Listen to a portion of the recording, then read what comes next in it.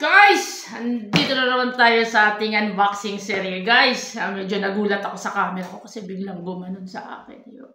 Anyway, guys, so matagal-tagal din tayo bago nag-unbox. Pero syempre, andito naman tayo para mag-unbox. Pero bago tayo mag-dive in sa ating unboxing series, guys, syempre, mandatory sa atin ang magpasalamat kay Lord sa kanyang mga provisions and everything, Lord. Thank you so much sa lahat ng mga blessings mo, Lord. At syempre, sa mga pagpapagaling mo sa lahat ng mga may sakit, Lord. Thank you so much. And of course, sa ating mga friends and families na laging nakasuporta, nanonood, lalo na sa aking YouTube live. Guys, nakakatuwa na ang mga family ko at mga friends ko ay nandun para manood sa aking mga pinamimigay na sapatos at sa aking pagpapatawa. At kung hindi man nakakatawa, sabihin nyo ako, okay? And sa ating mga patrons and subscribers, thank you so much sa inyo. Hindi kayo nagsasawang manood sa akin, you know? Maraming salamat sa inyo. Okay guys, mag-dive in na tayo sa ating sapatos ngayon. Pero hindi pala muna, magkukwento muna ako. Kung natatandaan nyo, meron akong pinost na previous video bago dito kasi nagpunta ng Sharjah Shoe Hunters sa Dubai Outlet Mall. Naghanap kami ng sapatos doon.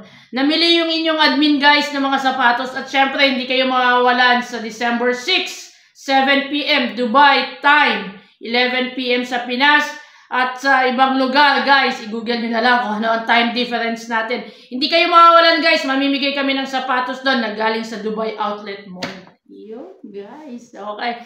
So, eto na. Simulan natin ang ating unboxing ngayon. Tadaan! Tingnan natin ang loob, guys. Yun. Okay. Gandang kulay, no? Okay. Okay guys, so nagpunta nga kami sa Dubai Outlet Mall. Kasama ko yung mga admin ng Sharjah Shoe Hunters. Okay.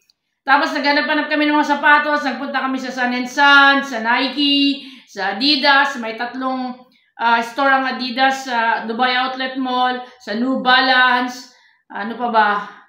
Dami namin pinuntahan guys sa Converse. Nagpunta kami doon sa The Giving Moment. Nagpunta kami doon. Hindi ko na-afford yung mga damit nila doon kahit gustong-gusto ko sana.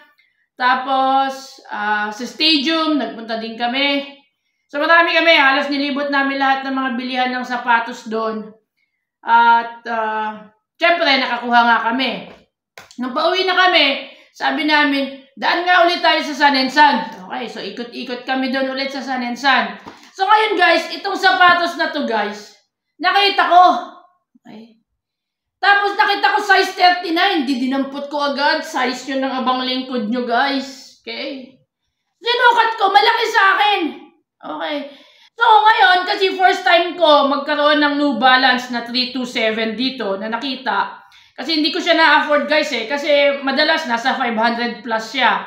Kung mag-sale man, minsan nasa 300. Namamahalan pa rin ako. Kasi ako guys, hunter ako ng murang sapatos Gusto ko, nakukuha ko yung mga sapatos ng mura. And of course, ganun din kayo. Okay?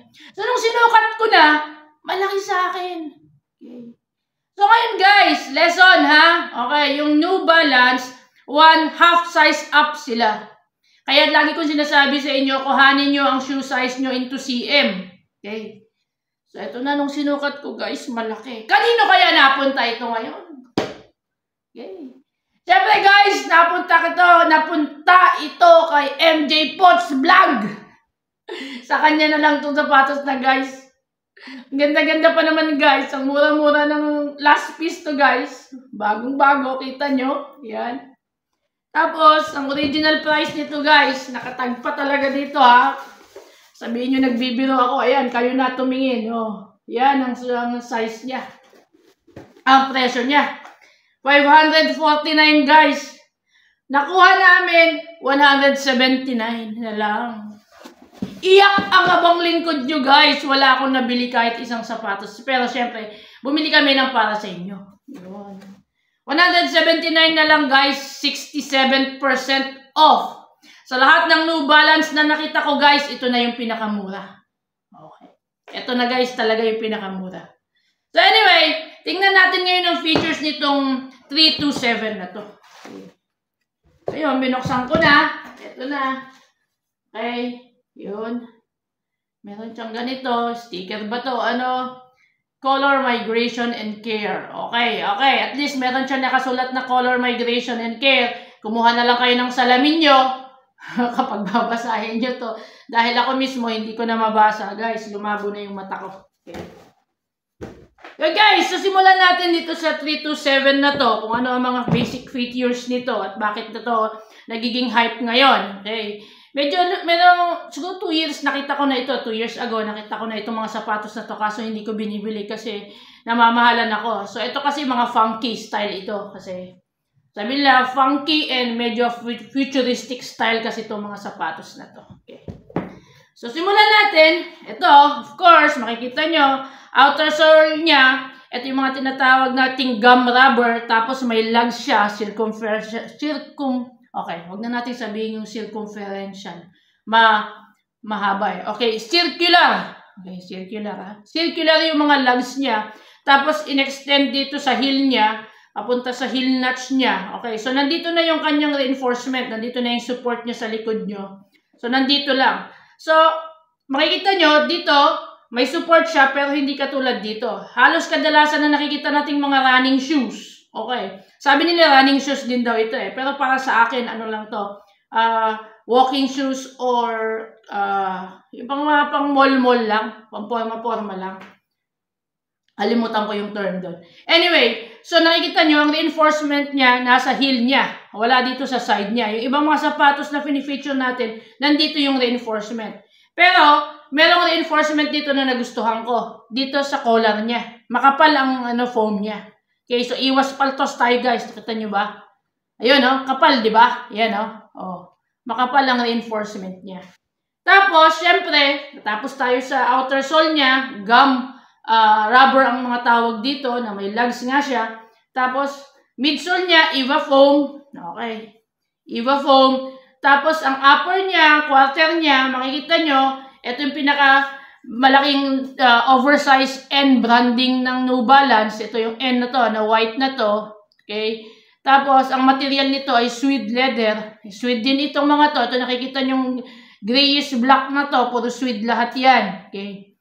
Tapos, dito, sa quarter na niya, dito hanggang dyan, makikita nyo, ito ay mesh na. Okay, mesh na siya. Tapos may single stitch siya bawat isa dito. Okay. Which is okay kasi support lahat yung mga single stitch na yan. Okay. Tapos yung sinasabi ko nga, yung malaking N logo branding niya. Yan. Okay. Tapos syempre ang eyelets niya guys, na-reinforce na rin siya ng suede leather papunta doon sa mesh. Okay? So, ang eyelets niya, nandito na yung leather niya, yung suede leather. Okay? Tapos, gusto ko yung sintas niya, guys. Kakaiba yung style niya. Flat lacing lang ito.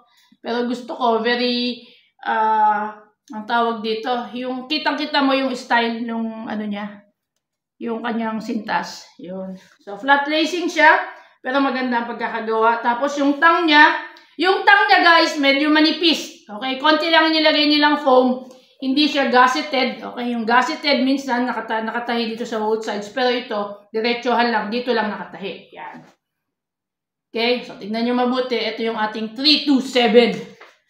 327 New Balance. Okay, yan. So ito, mga tawag dito, kapag ganito ang style, ito yung mga tawag na wedge silhouette. Okay. So yung colorway nito, makikita nyo, neon. Okay, it's a neon color. Okay, very light yellow. Okay, tapos ito nga, gray black. Hindi kasi siya black na black eh, medyo lighter siya. So, gray black. Okay, halos kakulay no sa bagay pala dun sa sombrero ko. Oh, bagay na bagay. Kasi yung sapatos na to guys, kay MJ Potts vlog to guys. Yun. Okay, so yun. Para sa akin, hindi ko pa alam ang comfort nito guys kasi first time kong mag-unbox ng 327 kasi ang madalas nating in-unbox is Adidas, Nike, Jordan, ano pa ba? Puma, so yun yung mga Y3, Hoka, okay? Guys, marami akong in-order na Hoka pero tagal mag-deliver eh. Oh. Nihintay ko pa yun guys. Okay. So guys, ito ang ating bagong sapatos ngayon. Kakabili lang namin ito nung Biyernes. Ito yung New Balance 327 in a black, gray, neon colorway. Okay. Tapos may oversize na end branding. Yun yung end branding niya. Okay. Ganda, oh. Tapos yung kanyang gum outer sole. Yun. So, yun.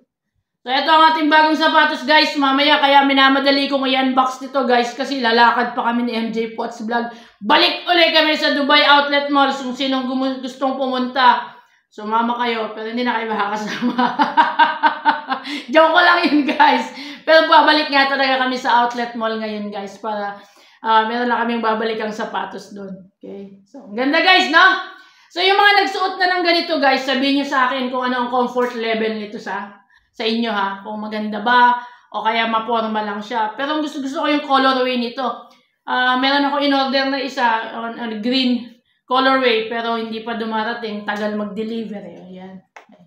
So hanggang dito na lang muna, guys. Thank you so much sa panonood nyo at pag-support nyo sa akin, guys. Namamayagpag na ang ating YouTube, guys. Meron na tayong 200 plus na subscribers, guys. Hindi mangyayari yun kung hindi sa pag-share nyo. Kasi ang nangyayari, guys, this is a family YouTube na. Yan, mga kaibigan ko, pinagsusubscribe nila yung family nila, yung asawa nila, ganyan. Tapos, guys, yung latest na live natin, ang nanalo ng sapatos, guys. You know, 2 beses siyang nanalo. Nanalo pa siya ng GCash at nanalo pa siya ng sapatos, guys. 11 years old lang siya. Yun tayo eh. Kaya sabi ko, guys, kung swerte mo talaga. Kung para sa'yo talaga. Yun. Okay, so, hanggang dito na lang muna. Kanina pa ako nagpapaalam pero hindi ko matapos-tapos kasi ang daming umiikot sa brain ko ngayon. Pero sa lahat ng subscribers ko sa United Arab Emirates, magandang umaga sa inyo. Okay? Sa Amerika, magandang gabi. At sa Pilipinas, magandang hapon sa inyo. Thank you so much, guys. Bye-bye!